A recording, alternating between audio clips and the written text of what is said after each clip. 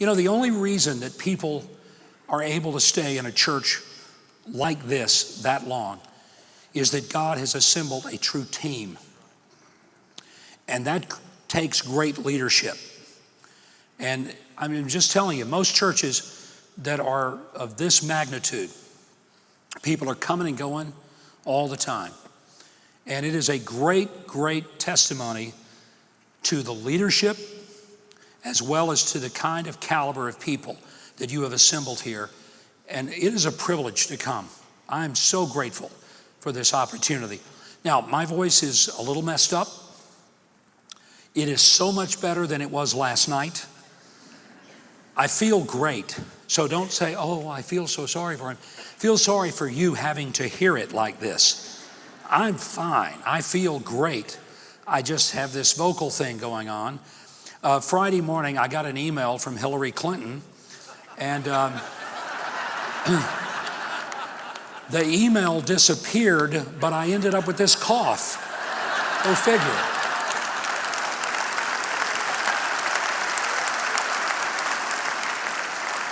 Okay, I promise it's the last blatantly political thing I'm going to say, okay? I just can't help myself.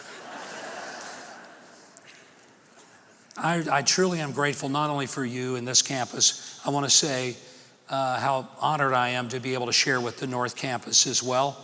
I know that Pastor Graham is there, and it's just a great experience being here. This is not my first time to come to Prestonwood. And look, I've always said, the best blessing is not getting invited, it's getting invited back. Now, it could mean one of two things. Either, yeah, we liked him, we'll have him back. Or it could mean we're going to give him one more chance. I don't want to know which way it is. I'm just going to trust that the pastor really was gracious in allowing me to come back.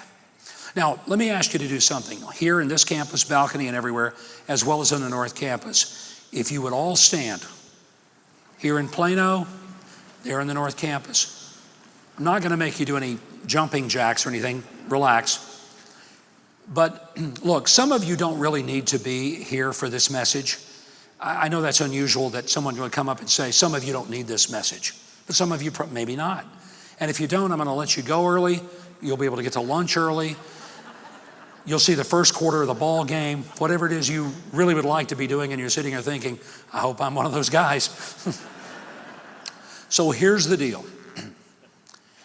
If you have never in your life had a disappointment, a shattered dream, a hope deferred, delayed, or destroyed, if you have never had someone betray you or disappoint you, if you've never had a broken hope, feel free to slip out and go about your business, because you really couldn't use this message. It really wouldn't be any good for you.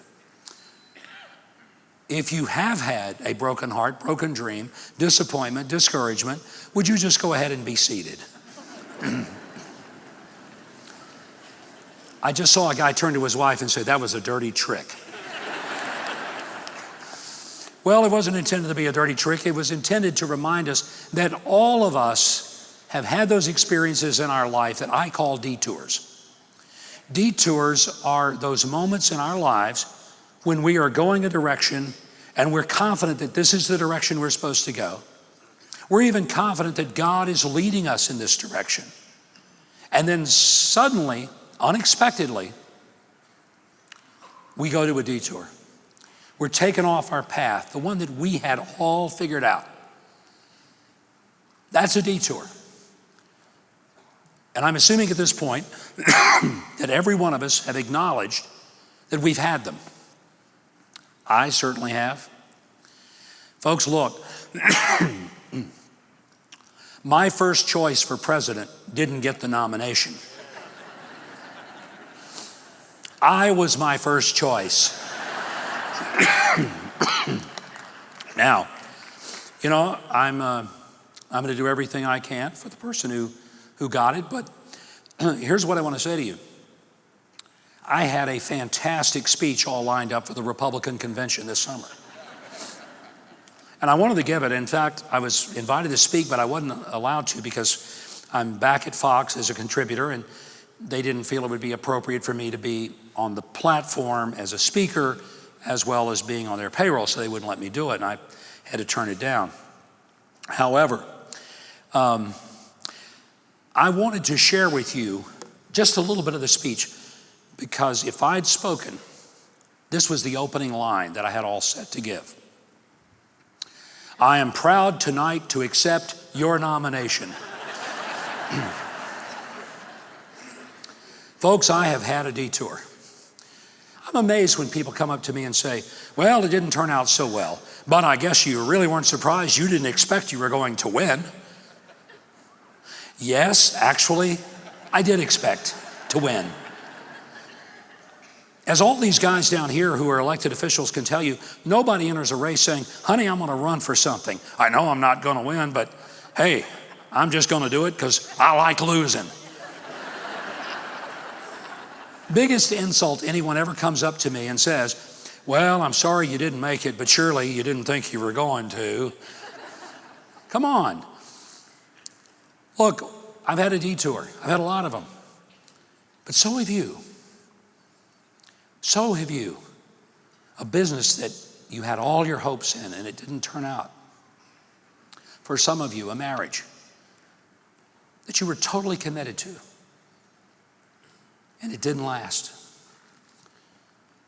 Some of you, even just dreams of maybe running a marathon or a triathlon. Whatever it is, we all have had those detours.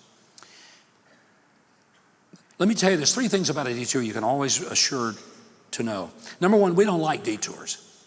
Nobody is driving along the freeway, then comes up to a sign that says detour, and you get off the freeway where you've been traveling 70 miles an hour, some of you a little faster, to get on a 2-lane road and go 30. None of you do that and say, this is awesome. Honey, did you ever think we'd get to take this detour like this? Oh, this is just great. Now we'll only be 20 minutes late for church.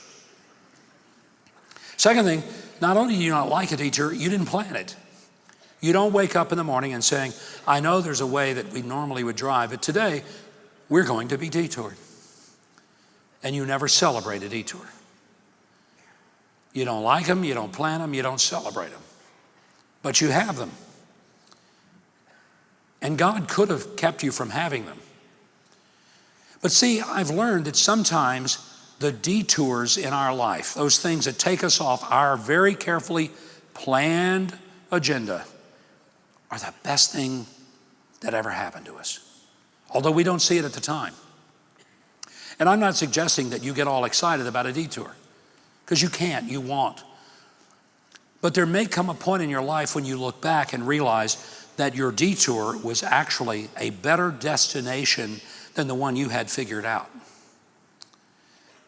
On March the 3rd of 2002, I was in India and I was on a trade mission. I had a meeting with the Speaker of the lower house of the Parliament of the nation of India. And we were meeting in a small community, and the meeting was basically 3 stages. We had an initial meeting, kind of brief, get to know you. Then we would have dinner together, which in India would be a long, elaborate and stretched out experience. And then we were going to get in helicopters and fly to another community, and we would continue our meeting. And it probably would have lasted into the evening and into the night. We had finished the first part of our meeting. And I was meeting with the speaker, whose name was GMC Balayogi. We had a good meeting, good rapport established. And in India, there's sort of a process. You don't just have a meeting. In America, let's get it done. In India, everything's got to slow down. It's all about the process. It's really tough for a type A personality like me to experience the culture of India because it is much different. But I was on my best behavior. And so we had that first meeting and it went very well. We're getting ready to go into the dinner. He got a call. that urgently called him back to the Capitol, and he apologized profusely but said, I'm going to have to leave. I'm not going to be able to stay for the dinner, and I'm not, of course, going to be able for us to go to the other community for the third part of the meeting. And we had 2 helicopters, Jet Ranger helicopters, that were taking us to that other meeting. He and I were going to ride in one, and our staff would ride in the one behind it. Because of the change of schedule, he and his staff and his security got in the first helicopter, and they took off, head back for his urgent call. We, in turn, took the other helicopter, and we continued on with the schedule to go to the other community. I was pretty ticked off.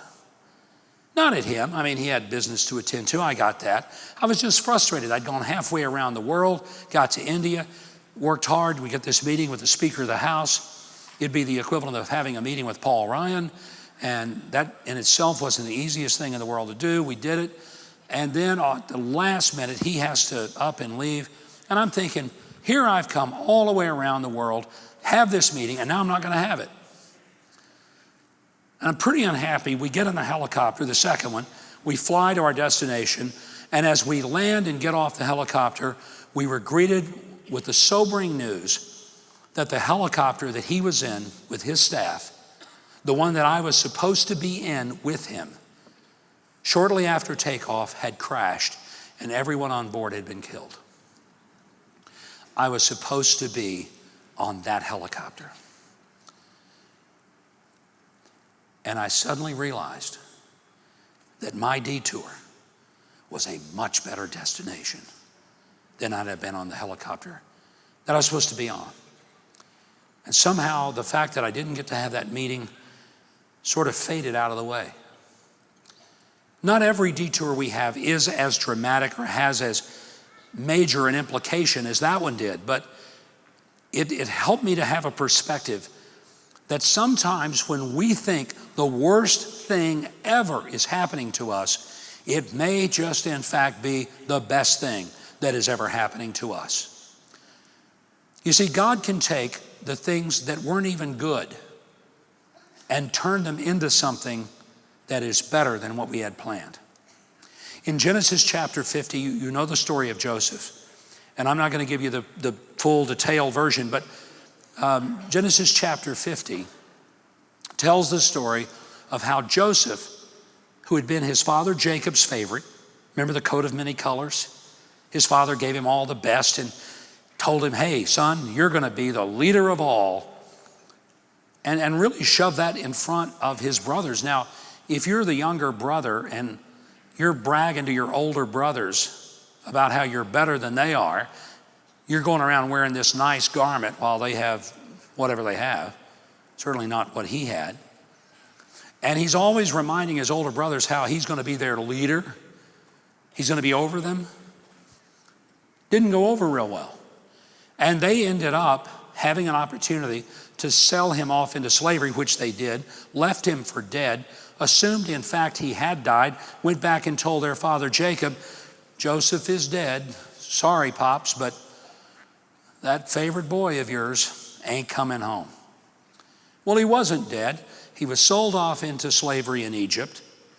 He had a series of terrible things happen to him, accused of attempting to assault the wife of a high official in the Egyptian government, thrown into prison, betrayed repeatedly by people who promised to help him get out and who never did. And only when he ended up interpreting a dream for the Pharaoh did he get out of prison and ended up working his way into a high position in the Egyptian government directly under Pharaoh. Fast forward, a famine happens in Israel. They're all going to starve. Joseph's brothers come to Egypt to find grain. They have no idea Joseph is alive, much less that he's going to be the one that they will meet with. And when they walk in and they see Joseph, boy, are they ever shocked and scared. And they assume Joseph will have them all put to death. And so they come up with this story that our father is dead, but by the way, before he died, he wanted to make sure that you knew not to hurt any of us. These guys were still scheming. And so what Joseph says to them in Genesis chapter 50, he said his brothers then came and threw themselves down before him. "We are your slaves," they said. But Joseph said to them, "Don't be afraid. Am I in the place of God? You intended to harm me, but God intended it for good, to accomplish what is now being done, the saving of many lives." Something had happened to Joseph. That proud, impetuous, arrogant, egocentric young man had matured, and when confronted even by his brothers, instead of wanting to put them all to death, his perspective was, what you intended for harm, God has used for good. Do you believe God can do something good out of something that was intended to hurt you? Let me tell you something. If your God isn't big enough to take some puny thing that the world or your enemies can do to you, if he can't make something good out of that, you need a new God. I got a recommendation, by the way. God is bigger than your circumstances. God is bigger than your problems. God is bigger than your pain. He's bigger than your detour. And you're going to have detours. Some of you have just come out of one. Some of you are in one. Some of you are headed to one. We're all in one of those three categories. Here's the fact. God will take the things that were intended to harm us and turn them for good. Through my life, I've seen many detours that I didn't like, didn't want, didn't celebrate, didn't plan, but turned out to be better than I could have ever imagined. Let me tell you, one of the best things that ever happened to me was breaking my index finger when I was 11 years old playing Little League baseball in my hometown of Hope, Arkansas. How would that be such a great thing? Especially when playing Little League baseball in Hope, Arkansas back in the 60s, that's all we had. Folks, let me tell you, that's all we had. Hope wasn't exactly, a metropolis. And every kid played baseball. Not because we were good, because there was nothing else to do. And I was on the worst team in the Little League. We never won a game. Never. And it wasn't all my fault, but I'm sure I contributed to our terrible record. I was the catcher. And one night I was catching. Kid came up to bat, hit a foul tip, and I did two things catchers aren't supposed to do. One, I misjudged the ball where it was going. And the second thing I did, instead of just catching it solely with my mitt, I put my hand out like this to make sure that I was going to catch that ball to get the out. And all of this, of course, happens this quick. And he hits that foul tip, and I go like this, and I misjudge the ball. That ball hit directly on this index finger and just bent it back, shattered it, and it's pointing back toward my elbow. Yeah, some of you are going, oh. You should have had it done to you, huh? And I held it up, and it's pointing back. The whole crowd's looking at me. And I make the most profound statement of my life. I say, "Coach, I think I broke my finger." Yeah. Well, that ended my baseball season. To this day, I can't bend this index finger more than that. That's it. It's kind of like, you remember when Jacob had that limp that he had to carry around all of his life because God touched him and so he limped forever? Well, this is kind of my Jacob limp. This is my finger. And every time I try to bend it, I'm reminded what happened to me when I was 11. Now, when you're 11 and you're not going to be able to play baseball, your season's over, your life's done. It's over. I mean, that's it. That broken finger was the best thing that ever happened to me. Here's why. When I couldn't finish the season, the coach sent me up to the press box at the Little League Park to be the PA announcer. So I got to go. By the way, it's a good deal because I got all the free Cokes and popcorn I wanted. And so I would sit up there for all the games and say, "The batter is Jack Graham. On deck, Jarrett Stevens." Go get some more Coke and popcorn, and then I'd announce the next batter. Now, my little town of Hope, Arkansas was so small that the local radio station, KXAR, broadcast all the Little League games. Folks, you live in a small town when the radio station thinks that people want to listen to 11-year-old kids play baseball on the radio. I don't imagine who listened to that. I don't know. I didn't think about it at the time. It was only years later that I thought, they actually broadcast Little League baseball. And I'm up there doing that with the PA. One night, the radio play-by-play announcer got sick. He couldn't come. The station manager came out there, and he was going to have to do play-by-play for 3 hours, calling all the games, and obviously was not excited. Half jokingly, he turned to me and he said, "Hey kid, would you like to do some play-by-play tonight?" I said, "Yeah, sure." He slid the mic down to me, and I did my first radio broadcast at the age of 11, where I broadcast play-by-play of Little League Baseball in Hope, Arkansas on the radio. When I finished, he said, "Hey kid, you're not that bad." Now, he didn't say I was good. He just said, "You're not that bad." In those days, in a small radio station, you didn't have to be good, you just had to be not that bad. And he said, "When you're 14 and you're old enough to get your FCC license, you come see me and I'll give you a job." Within 2 days of my 14th birthday, I was employed by KXAR Radio, Hope, Arkansas. It was life-changing. I had a job at 14. I ended up working that and a JCPenney job. I worked 2 jobs because I had to. I did not grow up in a home where there was wealth and prosperity. I grew up dirt poor in a little ramshackle brick rent house on 2nd Street. But having that radio station job not only gave me income to pay my way through junior high, high school, and ultimately college, but I was developing life skills, things that I would be able to use for the rest of my life. Best money I've ever made in my life has been in broadcasting. My first career was not being a pastor. My first career was being in radio, television, and advertising, and it would never have happened had I not broken my finger when I was 11 years old. You know, I look back and I realize it was a blessing. I got to do something my father never did, my grandfather, his father before him. No male in my entire family lineage had ever even graduated from high school, much less went to college. I remember when I was a kid, my dad used to say, "Son, don't look very far up your family tree because there's some stuff up there you don't need to see." Of course, that made me curious, and the more I looked, the more I realized, boy, the old man's right. There's some stuff up there I don't need to see. Nobody does. I worked 40 hours a week at a radio station where I went to college. That's how I paid my way without debt. I was making money. I was working hard.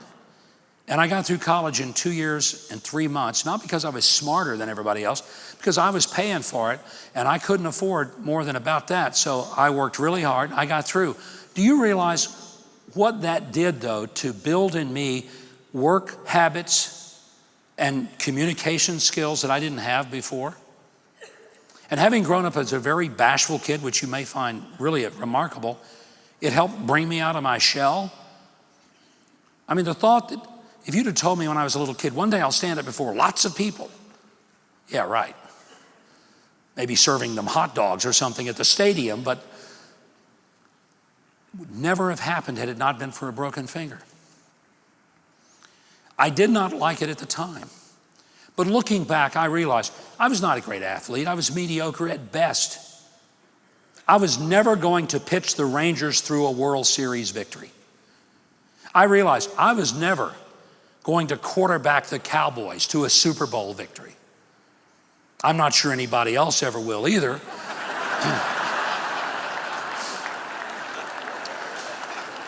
I hope they do. But I was never going to be a great athlete.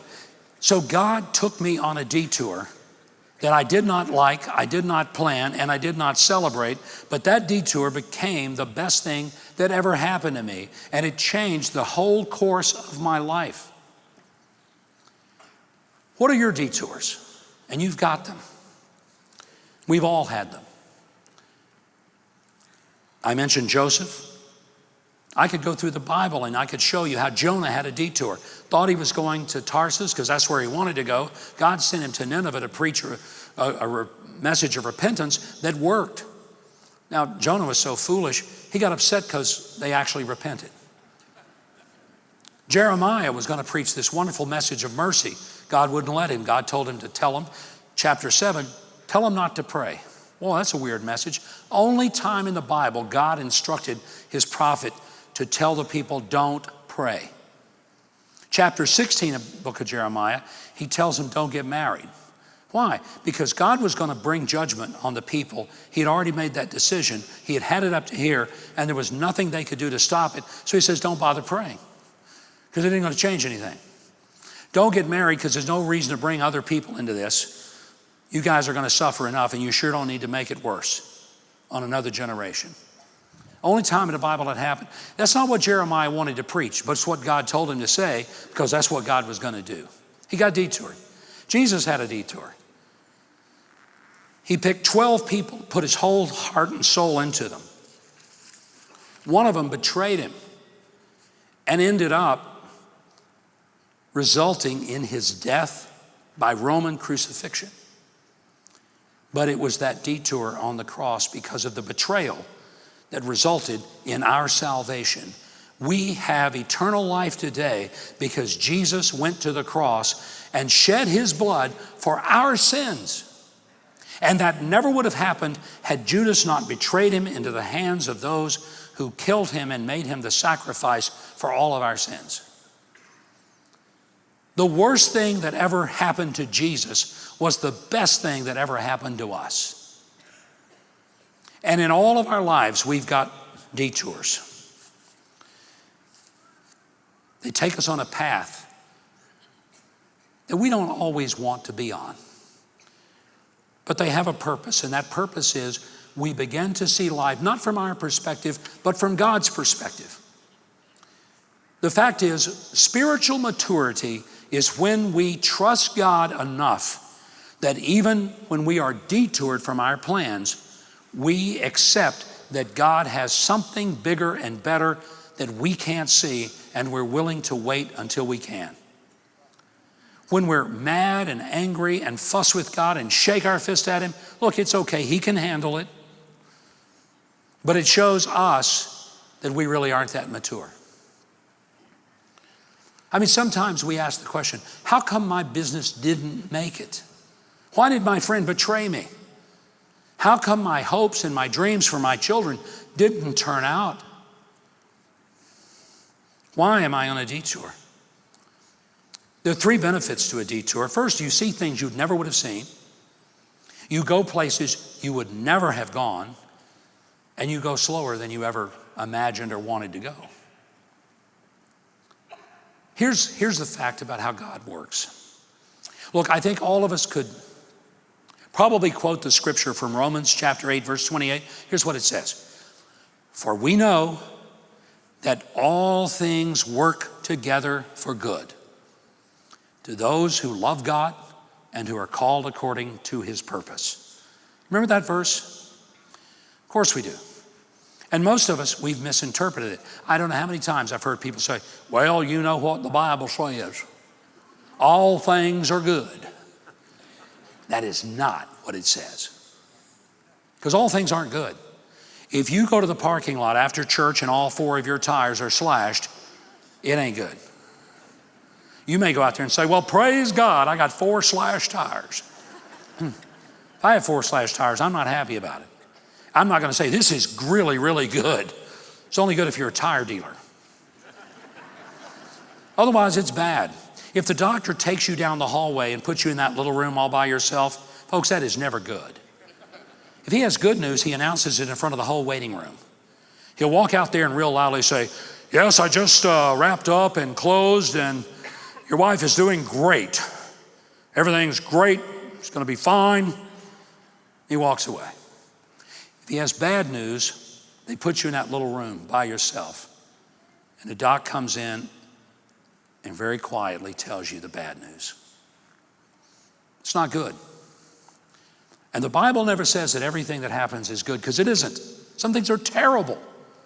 Here's what it says. All things work together for good to those who love God and who are called according to his purpose. Now, 40-something years ago, my wife and I lived out in this area when I was in seminary in Fort Worth. And during that period of time, like most seminarians, we struggled. Our first child was born. I was working, trying to go to school. Wife was staying home, trying to take care of him. And she decided that we needed to make some extra money, so she was going to take a cake decorating course and decorate cakes, because she could do that at home. She could sell the cakes. We'd have a little extra money. Folks, we nearly went broke making a little extra money. She bought all those pans and the little squeeze things that you do to make the frosting. Here's the problem. She'd make a cake, and she was good at it. My wife is terrific at this. Her cakes were beautiful. I'd come in and I'd see it. I said, whoa, that's fantastic. How much are you going to charge for that one? She said, well, you know, this is for Jerry's birthday, and they're in school too. I can't charge him anything. Have another one, and I said, boy, this looks like an expensive one. How much will this one be? It's Ann's anniversary, you know. And I don't know if she ever sold a cake, but we gave a lot of them away.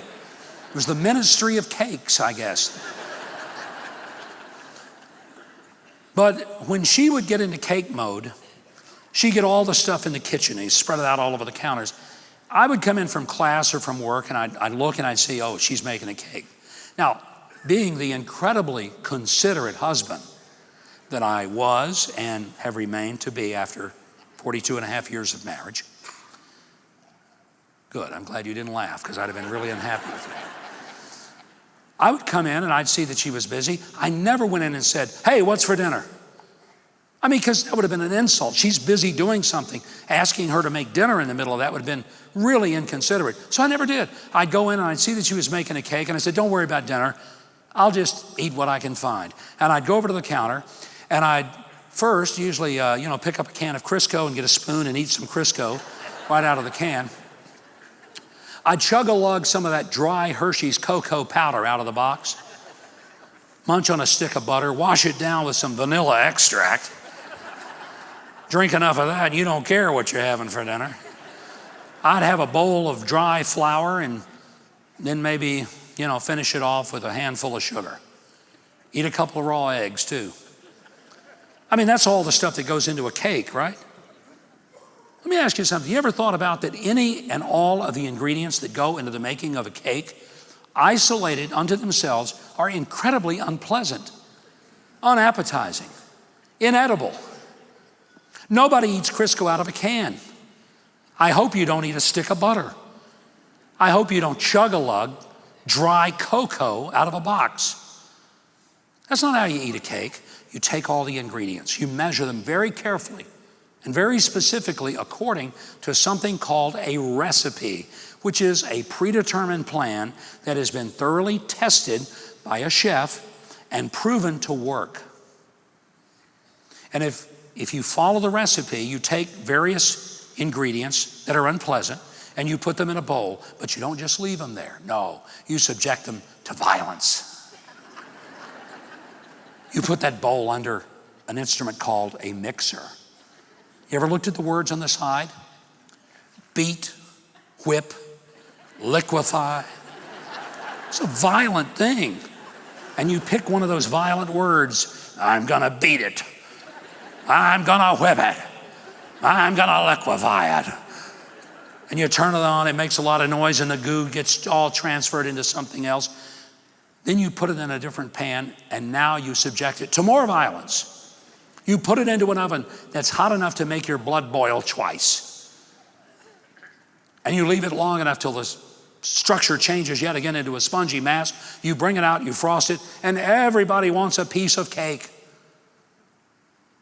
But the ingredients that go into it are anything but pleasant. Look, life is sometimes like making a cake. There are a lot of ingredients that are not pleasant and not fun. If anybody tells you that if you just give your life to Jesus, life will be fun and you'll never have a problem, you'll never have a debt that you can't pay, everything is going to be coming up roses. Folks, I'm going to tell you something. If somebody tries to sell you that as the Christian life, they are lying to you. That's just not the way it works. As a believer, you are not exempt from trouble and difficulty. Here's the difference. If you are a believer, those who love God and are called according to his purpose, all things work together for good, which means that all those unpleasant, detours, those unpleasant ingredients. God is working off a recipe. He's tested it. He's proven it. He's a master chef. And when it's all done, you will end up being what verse 29 says, for whom he did foreknow, he did also predestinate to be conformed to the image of his Son. He wants to make you like Jesus, and he will use whatever it takes. He won't create it. He won't do harm to you on purpose, but the harm that others and circumstances do, God can take it and make it something amazing. And what I'm asking today, are you ready to come to the place in your life where you will accept that God's detours are better than what you thought was your destination? That's the mark of spiritual maturity. And it may be the moment that you need to, as a believer today, say, God, I'm willing not to enjoy what I'm going through, because I can't, not to appreciate it or say it's great, because it isn't, but God, I'm willing today to believe that ultimately something better than what I can see now is going to come from the things that sure seem horrible. And if you can make that decision, God will release you. You'll begin to see that the detours are better than your own destination.